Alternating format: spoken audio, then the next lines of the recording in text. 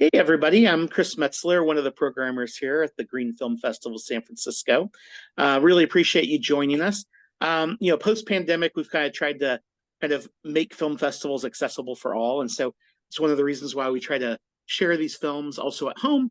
And then we kind of bring the film festival experience to you. You just had a chance to see the really wonderful short film, Eyes on the Forest. And we're lucky enough to have Joyce Hugh here from Wildlife Works, which is a Mill Valley based organization. And they were the kind of the sponsors and kind of initiators for the film. So we're excited to have you here, Joyce. Thank you, Chris. Nice to be here. Yeah, most definitely. Maybe a good place to start is, can you tell us a little bit about like Wildlife Works and what kind of some of the goals you all, the kind of change that you're trying to making in the world? Yes. Wildlife Works was started to stop deforestation. And the name actually speaks to what we do. So we partner with local communities to stop deforestation and protect the world's most threatened old growth forests.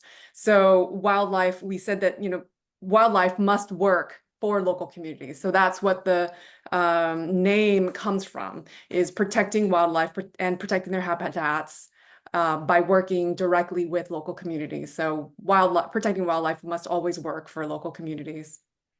Nice. And then how did you hear about this story and knew that there was kind of like this kind of bigger documentary to be made? Yeah, so this film, Eyes on the Forest, is actually about our Mai Ndombe project that's located in the Democratic Republic of the Congo. So it is actually one of our conservation projects that we initiated and brought to the local communities who decided that they wanted to do this project with us to bring climate finance for their development. So we've been working there with them since 2013. And one of the reasons why we wanted to make this film is people, just like the name of the film, that it's Eyes on the Forest, we wanted eyes on conservation. Conservation and protecting our most threatened forests in these really remote areas is very, very complex work. And there's nothing like video and film and media to really bring people into these remote places that we work. We wanted people to see what it's like for communities to get to these, the depths of the forest.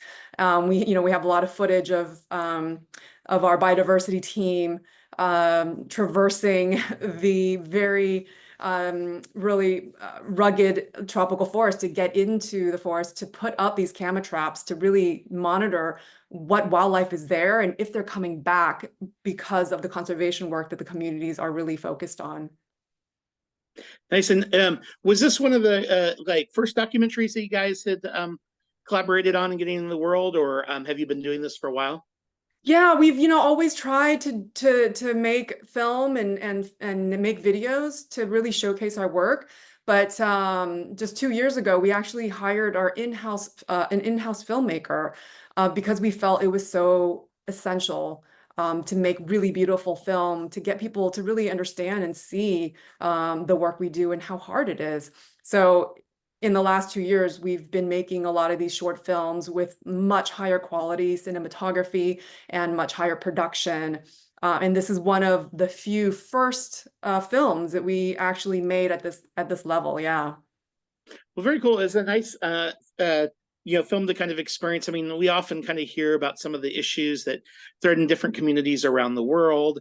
And but we're often not able to be able to go there, right? And so the kind of film kind of helps us transport us to kind of share these stories and why they're so important. Have folks in the community in the Congo, have they had a chance to kind of see the film yet, and what was their reaction, and then what's happened with the conservation project since the film was done? Yes, so this particular one, the local community have not seen it. So, some of our colleagues have, but one of our other films is still not complete, and it was based in one of the remote villages there. we did go back into the field and into the forest to show the chief, a female chief actually, this film that we did on her village and her community, and she just was. I have a little video of her watching the film that we did on her, and the smile on her face, and there's children just all around her watching this computer in the middle of the tropical forest in her village. And it was such a delight and so heartwarming to see her reaction and see her in her eyes. I can tell that she felt heard, she felt affirmed, and she felt validated that, her voice is getting out there, and the world is seeing her and how she lives and what her message is to the world, which is we must all work together to stop deforestation, and we, the local communities, are on the front lines of that. Yeah. And what now that we've had a chance to kind of see the film, what are ways that we can kind of continue to follow your efforts, I guess, and also what can we do here in the Bay Area to kind of help with these issues? Yeah, I mean, I think back to that old adage, think globally and act locally. We want to always think about what how our purchases are impacting the world. You think about what, the supply chain that is created around the products that we buy. Is it really contributing to the extraction and the destruction of nature around the world? And how can we, as a just individual and consumer, make better choices and pressure companies to do better? And that's the work that we do. We work with private companies to put their money to protecting these forests. Well, very cool. Well, thanks again for making a beautiful film choice, and really excited to have you as part of the Green Film Festival San Francisco. Thank you. We really look forward to seeing the films as well. Yeah, most definitely. We kind of try to create a kind of eclectic plate, sampler platter of green film festivals from around green films from around the world. Absolutely. Thanks again. All righty.